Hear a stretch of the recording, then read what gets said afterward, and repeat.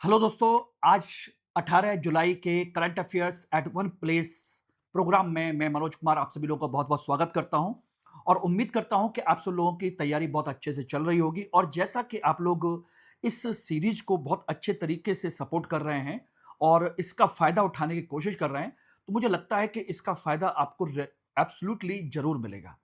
मेरा टारगेट मैं आपको बार-बार बताता हूं कि एक ही है कि एक जगह पर सारी इंपॉर्टेंट इंफॉर्मेशन, सभी important content to the point, unnecessary extra चीज़ों के आपको एक जगह पर मिल जाए। बस आपको करना क्या है, इसमें करना ये है कि आपको सिर्फ़ उन अपने रजिस्टर लेकर के बैठना है, क्लास देखिए, रजिस्टर लेकर के आप बनाइए, आराम से। आपका करंट अफेयर के लगभग मान के चलिए 50% से ऊपर क्वेश्चन आपके इजीली इसी से हो जाएंगे। बाकी अभी तो हमें बहुत लंबी जर्नी तय करनी है, बहुत अच्छे अच्छे प्रोग्राम भी मुझे आप लोगों के लिए करने हैं, जिससे कि यूपीएससी 2027-28 का टारगेट आपका ना रुके। तो चलिए इसको स्टार्ट करते हैं। जिन लोगों ने अभी तक मेरा टेलीग्राम चैनल ज्वाइन नहीं किया है इस क्लास की पीपीटी वगैरह के लिए, तो इसको फटाफट ज्वाइन कर लीजिए और इंस्टाग्राम पर मुझे फॉलो कर लीजिए स्कैन के थ्रू। ओके, तो इसको हम लोग डिस्कस करते हैं। देखिए, आज का पहला टॉपिक है आपका ऑपरेशन सदर्न रेडीनेस 26-2। ये ध्यान रखिएगा, 26-2। अब ये है क्या? मेन चीज यही है और किससे संबंधित है ये हमको पता होना चाहिए। देखिए, भारतीय नौसेना ने जुलाई 2026 में कोच्चि में कंबाइंड मैरीटाइम फोर्सेस के साथ मिलकर एक बहुराष्ट्रीय समुद्री प्रशिक्षण अभ्यास की मेजबानी की थी। यस, कहां पर? कोच्चि में। तो ये ध्यान रखिएगा, ये जो इंपॉर्टेंट पॉइंट है उनको ध्यान रखना है आपको। कैसा है? बहुराष्ट्रीय समुद्री प्रशिक्षण आपका अभ्यास है ये। कहां पर? ये रहा कोच्चि में। ठीक है। अब बात आती है कि सीएमएफ जो है कंबाइंड मैरीटाइम फोर्सेस, देखिए ये 47 देशों की सबसे बड़ी नौसेना साझेदारी है जिसका मुख्यालय है बहरीन में। ये रहा आपका। तो ध्यान रखिएगा, ये हेड ऑफिस बहरीन में है। भारत 2022 में एसोसिएट पार्टनर, 2023 में पूर्ण सदस्य इसका बना था। ये इंपॉर्टेंट पॉइंट है, जितने भी मैंने की बैकग्राउंड में लिखे हैं ये सबसे ज्यादा इंपॉर्टेंट है। यह समुद्री डकैती, ड्रोन हमलों और तस्करी से निपटने के लिए प्रशिक्षण देता है और कोच्चि का दक्षिणी नौसेना कमान जो है एक वैश्विक ट्रेनिंग हब धीरे धीरे बन रहा है। तो ये क्लियर हो गया। तो इसको हम देख सकते हैं सुरक्षा उपभोक्ता से सुरक्षा प्रदाता के दृष्टिकोण से हम इसको देख सकते हैं अपने यूपीएससी पॉइंट ऑफ व्यू से। तो ये सारे की पॉइंट इंपॉर्टेंट डायमेंशन आपको क्लियर हो गए जहां जहां से क्वेश्चन बन सकते हैं। अब बात आती है कि इसके टास्क फोर्स, इसमें जो समुद्री सुरक्षा कंबाइंड टास्क फोर्स वगैरह जो है, ये सारी चीजें क्या है? देखिए, इस अभ्यास का, इसका जो अभ्यास है इसका मुख्य फोकस युद्ध नहीं है, बल्कि सदस्य देशों के बीच क्षमता निर्माण और आपसी तालमेल को बढ़ावा देना है। अगर स्टेटमेंट आप बेस क्वेश्चन आ गया तब आप क्या करोगे? तो ये स्टेटमेंट आपके काम आएगा कि केवल युद्ध नहीं है, आपसी क्षमता का निर्माण करना और आपसी तालमेल को बढ़ावा देना इसका एक मुख्य उद्देश्य है। छोटे देशों के लिए एक सामूहिक सुरक्षा मॉडल प्रदान करता है, ड्रोन स्वार्म जैसे निपटने में पूरी तैयारी करता है और बहुराष्ट्रीय नौसेना प्रशिक्षण देता है, कैपेसिटी बिल्डिंग करता है। तो यह हिंद महासागर, इंडियन ओशियन रीजन में नियम आधारित व्यवस्था को मजबूत करने का एक महत्वपूर्ण प्रयास है। अब आप समझ लीजिएगा। तो तीन चीजों से यह विशेष तौर पर फोकस कर रहा है कि इसका फोकस किस बिंदु पर है। क्लियर हो गया? तो इसका फोकस जिस बिंदु पर है वो भी आपको पता होना चाहिए और इसके बैकग्राउंड भी आपको क्लियर होना चाहिए। तो होपफुली कि आप लोगों को ये पॉइंट क्लियर हो गया होगा। चलिए, आज अगला टॉपिक हम बात करते हैं बीआरओ रणनीतिक अवसंरचना कॉन्क्लेव। बीआरओ जानते हैं ना, बॉर्डर रोड ऑर्गेनाइजेशन, जैसा आप देख रहे हैं ये एक्चुअली में बीआरओ स्ट्रेटेजिक इंफ्रास्ट्रक्चर कॉन्क्लेव। अभी हाल ही में नई दिल्ली में बीआरओ कॉन्क्लेव में जोर दिया गया कि आधुनिक तकनीक कभी भी भौतिक रसद और सड़कों का विकल्प नहीं हो सकती। हम मॉडर्न कितना भी डेवलपमेंट कर लें, लेकिन अनाज और तमाम तरह के हथियारों, तमाम तरह की चीजों के लिए जो रसद होती है, सप्लाई होती है, उसके लिए फिजिकल इंफ्रास्ट्रक्चर का कोई मुकाबला नहीं है। तो इसका कॉन्क्लेव अभी दिल्ली में हुआ। ठीक है ना? अब बात आती है बीआरओ हुआ, तो बीआरओ के बारे में जान लेते हैं, थोड़ा सा बैकग्राउंड। इसकी स्थापना 1960 में उत्तरी और पूर्वोत्तर सीमाओं के विकास के लिए की गई थी। उत्तरी और पूर्वोत्तर, नॉर्थ ईस्ट के क्षेत्रों के लिए। 2015 में इसे पूरी तरह रक्षा मंत्रालय के नियंत्रण में लाया गया। ये एक-एक पॉइंट बहुत इंपॉर्टेंट है। बीआरओ ने इस क्षेत्र में कई सारी अटल टनल हैं, सेला टनल हैं और दुनिया का सबसे ऊंची सड़क उमिंग-ला, ये इसका निर्माण किया। ये रही आपकी उमिंग-ला। 19,000 फीट की ऊंचाई पर सबसे हाईएस्ट लेवल पर इन्होंने सड़क बना करके दिखाई है। वर्ल्ड की सबसे ऊंचाई वाली सड़क का नाम है उमिंग-ला, जिसको किसने बनाया? इसी ने। तो इसका यूपीएससी के लिए क्या इंपॉर्टेंस है? सीमावर्ती क्षेत्रों में मजबूत बुनियादी ढांचा और राष्ट्रीय सुरक्षा के लिए, यानी कि इंटरनल सिक्योरिटी और हमारे डिफेंस सिक्योरिटी दोनों के पॉइंट ऑफ व्यू से बहुत इंपॉर्टेंट है ये। क्लियर हो गया? अब बात आते हैं कि इसमें क्या-क्या चीज है। तो इसमें सही एक बात जो कही गई स्ट्रेटेजिक पॉइंट ऑफ व्यू से, वो ये बात कही गई कि युद्ध जीतने के लिए हमेशा सटीक हथियार काफी नहीं होते, बल्कि सैनिकों और रसद को सीमा तक पहुंचाने के लिए भौतिक बुनियादी ढांचे की आवश्यकता होती है। तो इसके माध्यम से केवल उन्नत तकनीक के साथ साथ हमें भौतिक रसद के लिए हमें इंफ्रास्ट्रक्चर भी चाहिए, तब जाकर के हमारी सीमाएं मजबूत होती हैं। सड़कें और tunnel LAC line of actual control पर आक्रामक ग्रे जोन जो है कि रणनीतियों का त्वरित मुकाबला करने में मदद करते हैं। इन्हीं से हमारी सेना वगैरह सब पहुंच पाती है। बीआरओ अब सड़क निर्माण से आगे बढ़ करके आर्टिफिशियल इंटेलिजेंस और डिजिटल प्लानिंग का भी उपयोग कर रहे हैं। ये एक बहुत बड़ा चीज है। इससे क्या होता है कि हमारे सीमावर्ती गांवों की अर्थव्यवस्था भी मजबूत होती है। जब कनेक्टिविटी बढ़ेगी तो उनकी इकोनॉमिक एक्टिविटी भी बढ़ेगी। यस। और सुरक्षा और संप्रभुता दोनों को मजबूत करने में इसकी भूमिका है। तो इसके कंसेप्ट भी क्लियर हो गए कि भाई इसका हमारा मेंस के पॉइंट ऑफ व्यू से अप्रोच क्या है या कंसेप्चुअल अप्रोच क्या है, या यहां पर एक क्वेश्चन दे दिया जाए, एक बड़ा सा आर्टिकल, और उसमें से बताया जाए कि इनमें से कौन कौन से सही हैं। जैसा कि यूपीएससी ने इस बार करना शुरू कर दिया, तो पूरा का पूरा हो सकता है कि इसको लेकर एक आर्टिकल दे दे, फिर उसके नीचे 3 कथन दे दे, फिर कहे कि इनमें से कौन-कौन से कथन सही हैं, बता दीजिए। या उपर्युक्त संदर्भ में कौन-सा कथन सही नहीं है, कैसे भी पूछा जा सकता है। तो हमें हर एंगल के लिए तैयार रहना होगा। अब एक इंपॉर्टेंट और भी है, परिवर्तन योजना।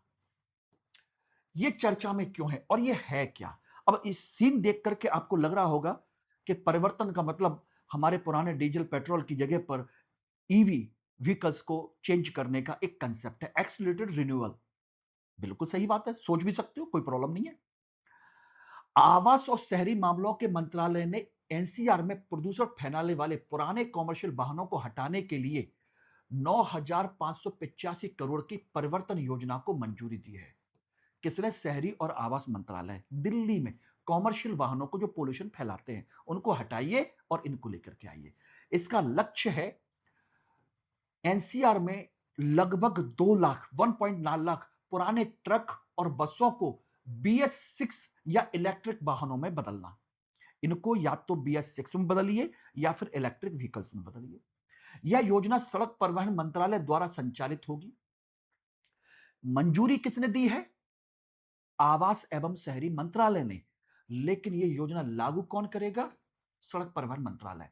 वित्त पोषण एनसीआरपीबी के माध्यम से होगा। लागू दिल्ली, हरियाणा, राजस्थान, उत्तर प्रदेश, जो इस एरिया है जहां से दिल्ली की कनेक्टिविटी बनती है, वहां पर यह किया जाएगा। यानी कि एक तरीके से हमारे एनसीआर को, दिल्ली एनसीआर को पोल्यूशन फ्री करने के लिए, इकोलॉजी एनवायरमेंट को सस्टेन करने के लिए यह कदम है। ठीक है। अब वित्तीय प्रोत्साहन और सर्कुलर इकोनॉमी का कंसेप्ट क्या है? अब कहोगे सर्कुलर इकोनॉमी, यस, बहुत इंपॉर्टेंट है, बहुत इंपॉर्टेंट है आपके। इस योजना को सफल बनाने के लिए फ्लीट ऑपरेटरों को आर्थिक रूप से लाभदायक विकल्प दिए गए हैं, जो इसको चलाते हैं फ्लीट ऑपरेटर।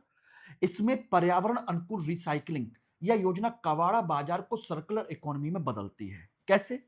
अब जो पुराने व्हीकल वगैरह हो गए या पुरानी चीजें हो गई, उनको हटाइए, उनकी जगह नया ले आइए।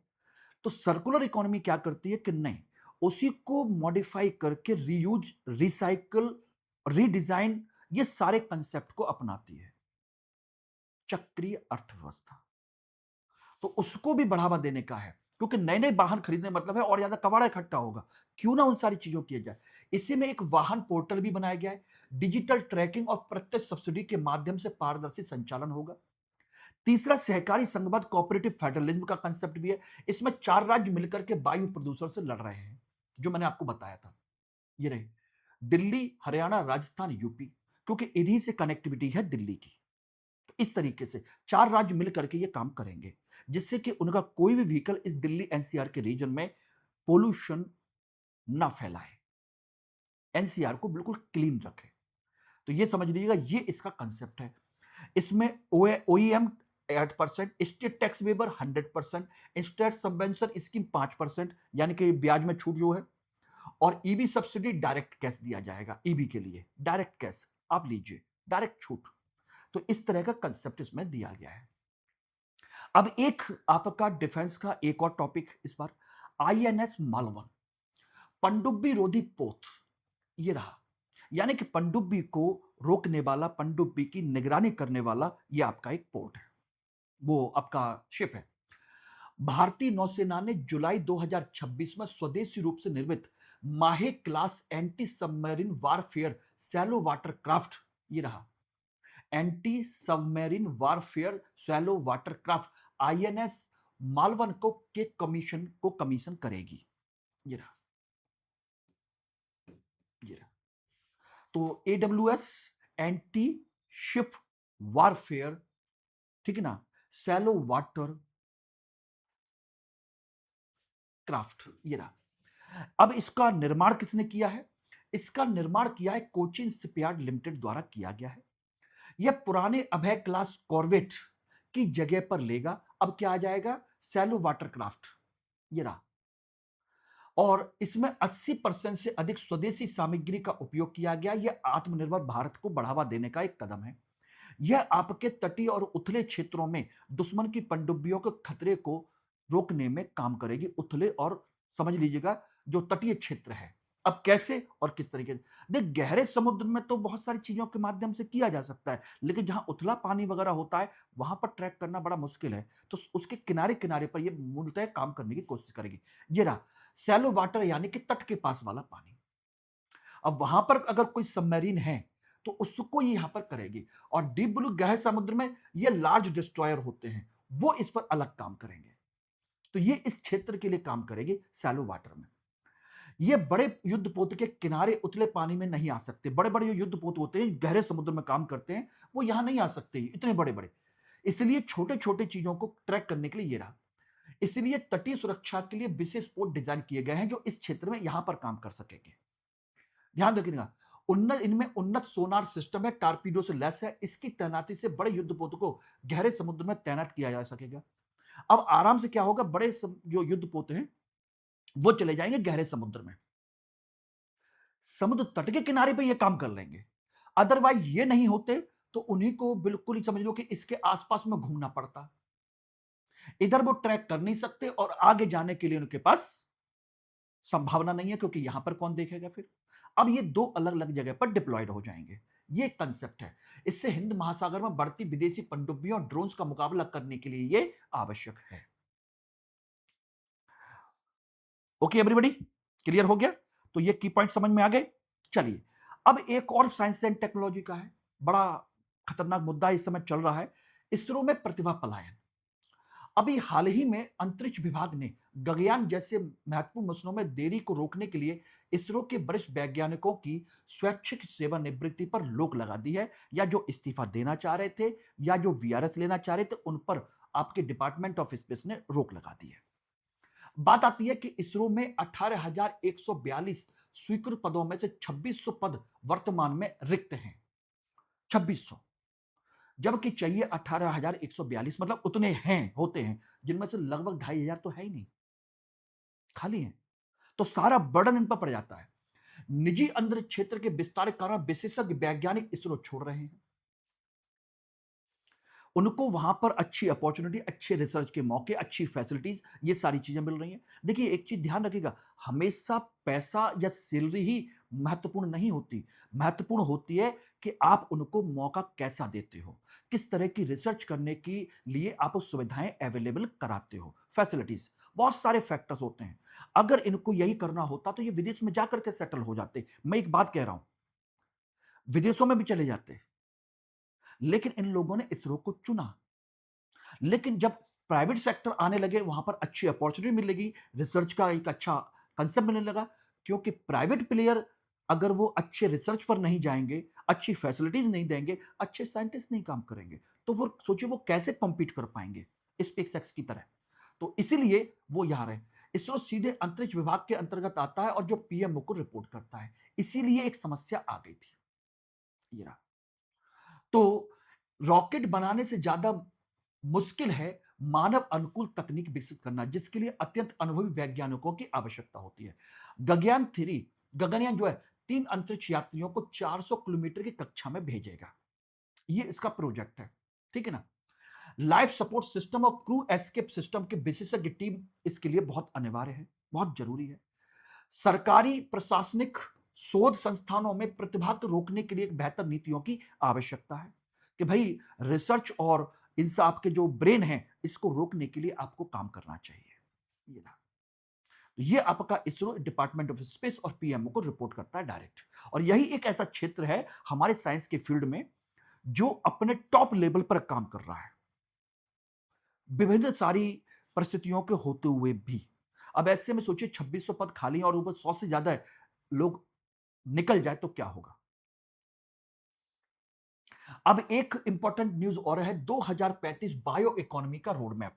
भारत सरकार बायो इकोनॉमी के फील्ड में साइंस टेक यानी बायोटेक और इकोनॉमी दोनों को कॉम्बिनेशन बना करके 2035 का एक रोड मैप बना रही है। यानी कि नीति आयोग ने 2035 तक भारत के अग्रणी बायो इकोनॉमी बनाने के लिए 50,000 करोड़ रुपए के फंड और पीएलआई योजना का प्रस्ताव दिया है सरकार को। भाई नीति आयोग, एक चीज ध्यान रखना, एक केवल एक सलाहकारी निकाय है, जस्ट ओनली एडवाइजरी अथॉरिटी, बस ध्यान रखना। तो उसने 50,000 करोड़ रुपए का पीएलआई फंड और अन्य फंड को सरकार को सिफारिश की है, प्रस्ताव दिया है कि भाई ये किया जाए। अब आखिर ऐसा क्यों, क्या क्या चीजें हैं? देखिए, बायो इकोनॉमी को 2025 में 195 बिलियन डॉलर से बढ़ा करके 2035 तक 691 बिलियन डॉलर तक करने का लक्ष्य है बायो इकोनॉमी, जिसमें बायो प्रोडक्ट का बहुत बड़ा रोल है। बायोटेक्नोलॉजी के साथ जोड़ करके उससे जुड़े हुए इकोनॉमिक एक्टिविटीज को डेवलप करना है। इसमें जो कंसेप्ट रखा गया, इससे बायो ई3 नीति इकोनॉमी, एनवायरमेंट, एम्प्लॉयमेंट का समर्थन प्राप्त है। इसमें 6 विशेष बायो मिशन शामिल किए गए हैं, 1 2 3 4 5 6। इसमें बायो फार्मा होगी, यानी कि एआई द्वारा दवाओं की खोज करना। जीन थेरेपी होगी, जीन इंडिया के माध्यम से। एग्री बायो होगी, स्मार्ट एग्रीकल्चर। बायो एक्स होगी, सिंथेटिक बायोलॉजी। वन हेल्थ, बीमारियों की निगरानी करने के लिए। और मरीन बायोटेक, यानी कि समुद्र के अंदर जीव जंतु, तमाम तरह की बायोटेक्नोलॉजी का डेवलपमेंट करना। तो इन तीन छह चीजों को मिलाकर के बनेगा आपको बायो मिशन। ये 6 बायो मिशन है, इन सबको डेवलप करने का प्लान है, तब जाकर के आपका ये कंसेप्ट होगा। और ये बहुत इंपॉर्टेंट है इकोनॉमी के पॉइंट ऑफ व्यू से भी और साइंस टेक के पॉइंट ऑफ व्यू से भी, ये ध्यान रखना। अब इसमें ये ध्यान रखिएगा, वैली ऑफ डेथ को पाटना और पीएलआई योजना। अब ये क्या होता है, वैल्यू ऑफ डेथ क्या है, ये इंपॉर्टेंट पॉइंट आते हैं। देखिए, यह फंड प्रयोगशाला को शोध को व्यावसायिक उत्पादन में बदलने के बीच आने वाली वित्तीय बाधाओं, जिसे हम वैल्यू ऑफ डेथ कहते हैं, को दूर करेगा। भाई देखिए, आप इधर रिसर्च करते हैं और इधर आपका प्रोडक्ट बन के तैयार होता है, लेकिन वो तब होता जब आपके पास फंड होता, प्रोडक्ट बन नहीं पाते। और जब प्रोडक्ट नहीं बन पाते तो रिसर्च करके करोगे भी क्या, धीरे धीरे वो रिसर्च भी कम हो जाती है। तो इन दोनों के बीच में अगर आपको गैप को फिल करना है तो आपको फंड देना पड़ेगा। यही है 50 करोड़ का फंड पीएलआई स्कीम, जो इसी को कहते हैं valley of death, lack of funding. Research और कॉमर्शलाइजेशन एक्टिविटीज के बीच का मुद्दा हो सकता है कि यही आपसे क्वेश्चन पूछ लिया जाए कि वैली ऑफ डेथ किसे कहते हैं। डेथ वैली नहीं, वैली ऑफ डेथ। हो सकता है कि यही क्वेश्चन पूछ लिया और हम हिल जाए कि सर कहां से क्वेश्चन बनाए, सर ये तो हमने कभी पढ़ा ही नहीं। हर चीज यूपीएससी की आज की डेट में, ध्यान रखना, यूपीएससी की जो आप टेक्स्ट बुक पढ़ते हैं, स्टैटिक पढ़ते हैं, उसका मुश्किल से 30% यूज है, 70% करंट बेस्ड है। ये रहा, ठीक है। अब आ जाइए एक और। आज आप लोग कहोगे सर सारे टॉपिक साइंस एंड टेक के ही हैं। यस बेटा, ये डिपेंड करता है कि उस दिन के टॉपिक क्या हैं। जो हो सकता है इकोलॉजी एनवायरमेंट के हो सकता है साइंस एंड टेक्नोलॉजी के हो सकता है इकोनॉमी के ज्यादा हो। हो सकता है पॉलिटिकल इश्यूज की ज्यादा हो, किसी के भी हो सकते हैं कुल मिलाकर के। तो GLP-1 दवाएं और ओजेम्पिक फेस, ये क्या होता है? देखिए, अभी हाल ही में डायबिटीज और जो हमारा ओबेसिटी है, मोटापा है, उसकी दवाएं GLP-1 के वजन घटाने के लिए अत्यधिक उपयोग के कारण लोगों की त्वचा, उनके बाल और नाखूनों पर गंभीर दुष्प्रभाव आए हैं। यानी कि लोग क्या कर रहे हैं, अपने मोटापे को, डायबिटीज को कम करने के लिए ग्लैम्पिन जो आपकी मेडिसिन होती हैं उनको लेते हैं, या मोटापे को कम करने के लिए ओज़ेम्पिक जैसी आपकी मेडिसिन्स वगैरह तमाम सारी चीज़ें उनको आप यूज़ करते हैं। और उसका हो क्या रहा है? उसकी वजह से आपके ये सिम्पटम्स आ रहे हैं। ये रिसर्च निकल कर के आई। यानी कि ये दवाएँ जैसे सेमाग्लूटाइड मुख्य रूप से इंसुलिन को नियंत्रित करने के लिए बनाई गई थी। और ये शरीर की तेजी से चर्बी कम होने के कारण चेहरे की त्वचा इसमें लटकने लगती है, यूं ढीली ढाली होने लगती है, जिसे हम ओजेम्पिक फेस कहा जा रहा है। तो हो सकता है ओजेम्पिक फेस ही आपसे पूछ लिया जाए। चिकित्सा निकायों की यह चेतावनी है कि ये मेटाबॉलिक दवाएं हैं, ये सौंदर्य प्रसाधन नहीं है। ये हमारी मेटाबॉलिक एक्टिविटीज को रेगुलेट करती हैं, उसको मैनेज करती हैं। अब इसको सौंदर्य प्रसाधन के तौर पर मत कीजिए कि भाई मोटापा घटाइए, ये करिए, वो करिए, सारी चीजें। तो उसका इफेक्ट तो कहीं ना कहीं पड़ेगा ही पड़ेगा। तो ये जीएलपी रिसेप्टर्स होते हैं, ये आपके ब्रेन और आपके स्टोमक और इन सारी चीजों को एक्टिवेट करते हैं, प्रोवोक करते हैं, उनको बढ़ाते हैं, और उसकी वजह से बहुत सारी चीजें मैनेज होती हैं। अब इसमें देखिए होता क्या है, ये दवा शरीर में 3 स्तरों पर काम करती है, लेकिन इसके तेज प्रभाव शरीर को भारी पोषण संबंधी तनाव में डाल देते हैं। नंबर 1, दवा का जब सेवन करते हैं तेजी से वजन घटता है, भूख में कमी लगती है, तो हम खाना नहीं खाते। हो गया। गंभीर पोषण की कमी, न्यूट्रिशनल डाइट नहीं मिल पाती, और उससे जब भूख नहीं लगी तो खाओगे नहीं, खाओगे नहीं तो क्या होगा, न्यूट्रिशनल आपकी वैल्यू जो है डाउन हो जाएगी। और इसके दुष्प्रभाव क्या हो गए, ओजम्पिक फेस, बाल झड़ना, गंजे होना, और चेहरे की जो स्किन है वो लटकना, हाथों की स्किन को लटकना, क्योंकि भाई वो एक्सरसाइज और तमाम सारी चीजों से फिट नहीं हुई, बल्कि उसने फैट को कम कर दिया। फैट कम कर दिया तो स्किन लटक गई। यही है। तो यही है, ये अग्न्याशय में इंसुलिन को निकालना, पाचन को धीमा करना, मस्तिष्क में भूख को कम करना। हमारी जो भूख होती है ब्रेन से होती है, ब्रेन प्रोवोक करता है, तो उसको ये करता है। इसी की वजह से टेलोजन नाम का एक्लुवियम जो है वो होता है, जिससे बाल झड़ते हैं पोषण की कमी की वजह से। विरोधाभास इसके दुष्प्रभाव, लेकिन ये सोराइसिस जैसी पुरानी सूजन को कम करने में भी मदद कर सकता है। जैसी पुरानी बीमारियां जो हाथों पैरों में सूजन होती है उसको कम करता है। बिना देखरेख के वजन कम करने से महत्वपूर्ण मांसपेशियों का नुकसान होता है। ये बात हमको ध्यान में रखनी चाहिए कुल मिलाकर के। ओके, तो ये है। अब साइक्लोसो स्पोरियोसिस प्रभाव क्या होता है, एक नया कंसेप्ट और आया। ये सोलारिसिस, ध्यान रखना, सोराइसिस अलग चीज है, हाथों पैरों की सूजन है। ये आपका साइक्लोस्पोरियोसिस, ये एक अलग है। ये भी एक तरीके से मान के चलिए साइंस टेक से जुड़ी हुई चीज है। अमेरिका ने अमेरिका के सीडीसी ने ताजे कृषि उत्पादों में फैलने वाले साइक्लोपोरियोसिस संक्रमण के मामले में भारी वृद्धि पर अलर्ट जारी किया है, सीडीसी ने वहां के। अब ये है क्या, ये संक्रमण है, एक बीमारी है जो ताजे फलों में, ताजी सब्जियों में, ताजे एग्री जो प्रोडक्ट्स होते हैं उनमें ये फैला है। ठीक है ना। साइक्लोस्पुरा नामक एक सूक्ष्म परजीवी होने के कारण फूड पॉइजनिंग हो जाती है। हम क्या करते हैं, उस फूड को लेते हैं, इनटेक करते हैं, और हमका हमारे अंदर पेट में इन्फेक्शन हो जाता है। और क्या होती है फूड पॉइजनिंग, या तो आपका डिहाइड्रेशन होगा, या आपकी वॉमिटिंग होगी, या आपको लूज मोशन हो जाएंगे, तमाम सारी चीजें। दूषित पानी या ताजी सब्जियां जैसे पालक, धनिया इत्यादि के सेवन से यह ज्यादा फैलता है, क्योंकि इनमें पानी ज्यादा होती है। मलमुख मार्ग, फैको ओरल रूट इसका मुख्य कारण है। हम खाते हैं और वो सीधा हमारे पेट में पहुंच जाता है। ये रहा। तो इनको ताजा उत्पाद हैं, इनको मनुष्य खाता है। ठीक है ना। और मनुष्य के थ्रू सोचिएगा, मल से तमाम तरह के खेतों से होते हुए इस तरह से पहुंच जाता है। ये रहा। ये ह्यूमन से ह्यूमन में नहीं पहुंचता, बल्कि एक साइकिल, आपने मल किया, मल से आपको पानी, गंदगी वंदगी नदियों वदियों होते हुए या चल जाता है। ये रहा। और ये भारत में होने की संभावना बहुत ज्यादा है। क्यों? क्योंकि हम लोग खाते पीते हैं, निकालते हैं, और विभिन्न नालों वालों के थ्रू होकर के ये सारा पानी कहां चला जाता है, नदियों में। और नदियों के किनारे होने वाले खेतों में पानी जब लगता है तो उसमें सबसे ज्यादा बीमारी होने का सबसे बड़ा कारण ये हो सकता है, ये रहा। ध्यान रखना। तो इस बीमारी को पकड़ना मुश्किल है क्योंकि सामान्य स्टूल टेस्ट इसे नहीं पहचान पाते। स्टूल मतलब जो पॉटी होती है उसको टेस्ट कराओगे तो पकड़ में नहीं आएगा। इसलिए एक हाई लेवल का पीसीआर टेस्ट की आवश्यकता पड़ती है। और गंभीर पानी वाले इसमें दस्त होते हैं, डिहाइड्रेशन होता है, आंतों को नुकसान पहुंचता है, जो मैंने अभी आपको बताया कुल मिलाकर के।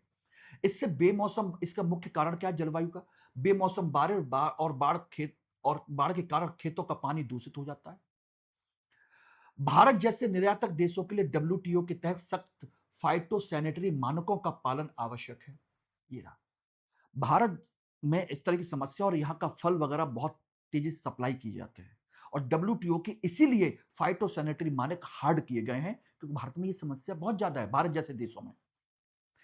और कृषि कार्यकर्ताओं के प्रशिक्षण और सिंचाई के पानी की निगरानी की इसमें आवश्यकता होती है। ये रहा वन हेल्थ प्रिवेशन। एनिमल को, ह्यूमन को, एनवायरमेंट को, तीनों को सस्टेन करके रखिए, तब जाकर के होता है।